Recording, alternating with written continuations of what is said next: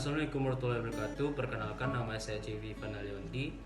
Di sini saya dan kelompok saya ingin menjelaskan tentang apa itu bunuh diri. Nah, kalian semua tahu nggak bunuh diri itu apa? Baiklah, di sini saya akan menjelaskan singkat tentang bunuh diri. Pikiran bunuh diri itu banyak kita temuin di sekitar kita. Tidak hanya dari orang tua, orang dewasa, kadang pada usia remaja pun orang banyak yang melakukan bunuh diri karena itu semua terjadi dari depresi, stres berat atau gangguan mood atau masalah-masalah hal yang lain yang nggak bisa dikontrol sama diri seseorang tersebut. Nah, buat kalian yang gangguan mood, hati-hati ya, jangan melakukan bunuh diri. Nah, bunuh diri itu sendiri kematiannya lebih dari 2 kali lipat kematian penyakit HIV dan AIDS.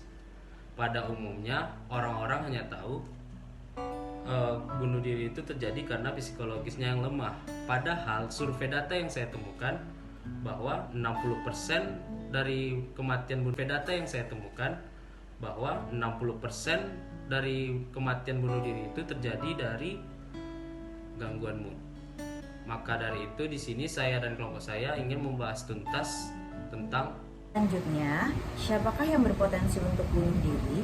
Pertama, kasus bunuh diri banyak ditemukan pada mahasiswa yang berusia 18-24 tahun. Menurut kalian, apa sih penyebab kedua kematian pada mahasiswa setelah kecelakaan bermotor, obat-obatan, pembunuhan? Jawabannya adalah bunuh diri. Diperkirakan 1.000 meninggal dari 24.000 mahasiswa yang berusaha untuk percobaan bunuh diri dilakukan pada setiap tahunnya. Kemudian, walaupun tragedi bunuh diri berfokus pada anak muda, tetapi faktanya percobaan bunuh diri tertinggi ada pada lansia yang berumur 65 tahun ke atas, khususnya pria berkulit putih. Mengapa? Karena mereka menganggap bahwa kualitas hidup mereka kurang memuaskan. Selain itu, lansia juga rentan terhadap penyakit seperti kanker, Alzheimer, yang membuat mereka merasa tidak berdaya dan tidak memiliki harapan sehingga dapat menimbulkan depresi dan akhirnya memiliki keinginan untuk percobaan bunuh diri. Banyak lansia yang juga mengalami akulturasi, kehilangan teman dan orang terkasihnya, yang membuat mereka terisolasi secara sosial. Kehilangan ini juga membuat penurunan kesehatan serta hilangnya peran berarti dalam masyarakat dan dapat mengurangi semangat hidup sehingga banyak berujung dengan percobaan bunuh diri. Maka tidak heran jika bunuh diri tertinggi ada pada pria lansia yang berduda dan terisolasi secara sosial. Kemudian, percobaan bunuh diri banyak dilakukan pada wanita, tetapi banyak pria yang lebih berhasil melakukan percobaan bunuh diri tersebut. Mengapa? Karena mereka sebagai pria cenderung memiliki cara yang cepat dan lebih mematikan, seperti menggunakan senjata api. Bunuh diri lebih umumnya terjadi pada orang berkulit putih Amerika, terutama pada remaja pribumi Amerika sendiri daripada Amerika. Mengapa? Karena mereka menganggap diri mereka memiliki kesempatan yang relatif kecil untuk mendapatkan pekerjaan yang setara dengan masyarakat luas, juga rentan terhadap penyalahgunaan zat termasuk penyalahgunaan alkohol. Selain itu juga pengetahuan keberhasilan teman sebaya yang telah melakukan percobaan bunuh diri sebagai jalan keluar yang paling mudah dari rasa sakit psikologis. Di sini saya akan menjelaskan tentang mengapa orang bunuh diri. Orang bunuh diri, bagi pengamat awam, bunuh diri tampak menjadi tindakan yang sangat ekstrim yang mereka yakni hanya orang gila. Berarti, orang yang terlepas dari realitas yang akan melakukannya. Namun, pemikiran untuk bunuh diri tidak serta-merta menyiratkan hilangnya kontak dengan realitas. Konflik tak sadar ataupun gangguan kepribadian memiliki pikiran untuk bunuh diri biasanya mencerminkan sedikitnya pilihan yang orang pikir tersedia dalam menghadapi masalah mereka. Lalu, resiko bunuh diri jauh lebih tinggi di antara orang dengan gangguan mood parah, seperti depresi dan gangguan bipolar. Orang yang mengalami gangguan mood yang lebih parah dan kronis serta mereka yang mengalami episode depresi mayor berulang bahkan memiliki resiko yang lebih besar. Namun, kita tidak boleh berpikir bahwa bunuh diri adalah bahwa bunuh diri adalah hanya terjadi pada orang dengan gangguan mood parah. Bunuh diri dan upaya bunuh diri juga dihubungkan dengan banyak gangguan psikologis lainnya, termasuk alkoholisme dan gangguan ketergantungan obat-obatan, gangguan kecemasan, anoreksia, skizofrenia, gangguan panik dan gangguan kepribadian, lalu gangguan stres pasca trauma, dan gangguan kepribadian borderline atau gangguan borderline. Upaya bunuh diri di masa lalu adalah faktor memprediksi penting dari upaya bunuh diri di masa depan.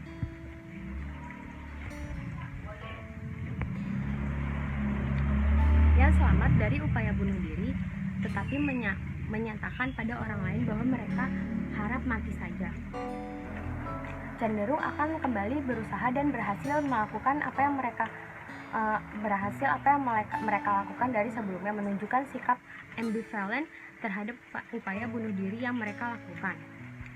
Tidak semua bunuh diri terhubung dengan gangguan psikologis. Beberapa orang yang sakit keras atau mengalami penyakit terminal mungkin akan mencari jalan keluar dari penyakitnya dengan membunuh diri mereka. Bunuh diri ini terkadang dilabeli dengan nama bunuh diri rasional, dengan keyakinan bahwa mereka mendasarkan tindakan bunuh diri mereka pada keputusan rasional bahwa hidup tidak lagi layak dijalani karena terus menderita. Namun, dalam banyak kasus, kemampuan penilaiannya dan penalaran seseorang dapat diwarnai dengan gangguan psikologis yang mendasarinya dapat berpotensi dengan ditangani. Lalu, usaha bunuh diri sering terjadi sebagai respon terhadap peristiwa hidup yang sangat membuat stres, khususnya kejadian keluar, seperti kematian pasangan, teman dekat, atau anggota keluarga. Orang yang mempertimbangkan untuk bunuh diri saat stres mungkin kurang memiliki kemampuan menyelesaikan masalah dan tidak mampu menemukan cara alternatif untuk menangani masalahnya sendiri. Di sini saya akan menjelaskan tentang perspektif teori tentang bunuh diri.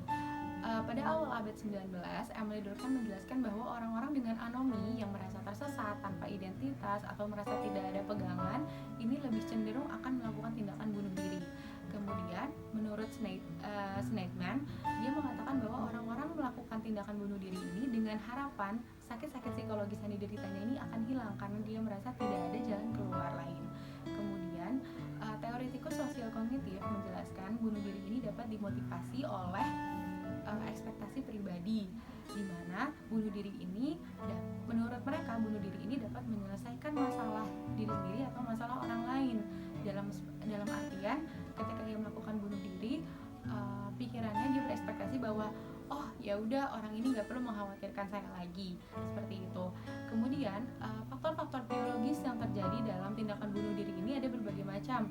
Salah satunya adalah faktor genetik, kemudian ketidakseimbangan neurotransmitter, di mana keterlibatan neurotransmitter ini dapat mengganggu perubahan mood dari seseorang sehingga dapat melakukan bunuh diri.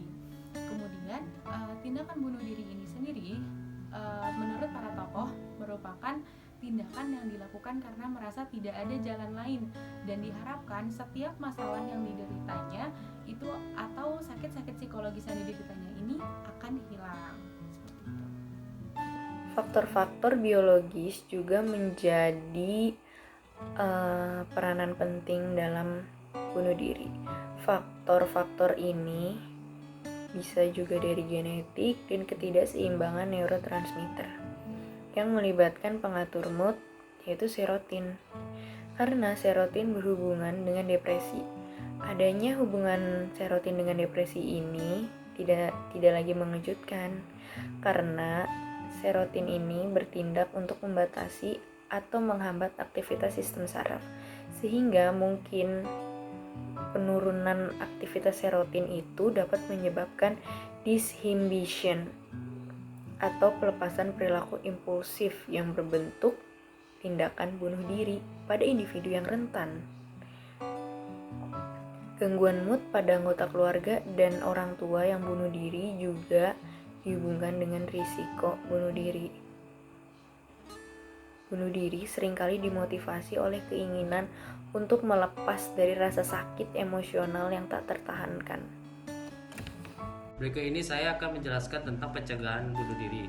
Yang pertama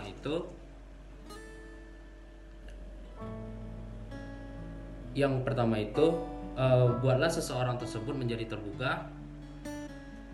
Yang pertama itu buatlah seseorang tersebut menjadi terbuka agar dia lega,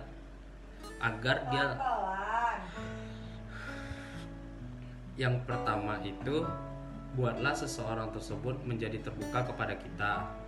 Yang kedua, kita bersimpati kepada seseorang tersebut agar dia percaya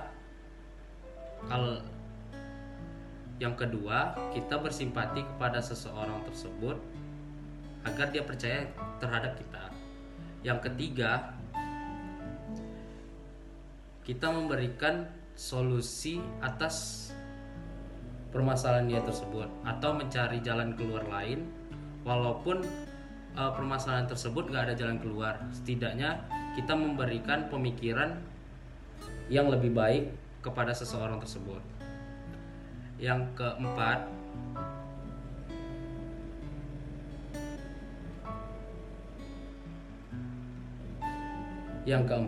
kita menanyakan baik-baik kepada seseorang tersebut apakah ia yakin untuk ia bunuh diri.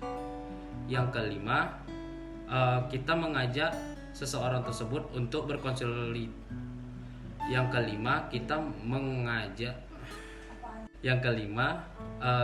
Kita mengajak seseorang tersebut untuk berkonsultasi kepada ahli kesehatan mental seperti psikolog atau psikiater. Yang keenam, jangan berkomentar merendahkan seseorang tersebut atau menjatuhkan harga diri seseorang tersebut. Sekian dari penjelasan saya dan kelompok saya tentang apa itu bunuh diri.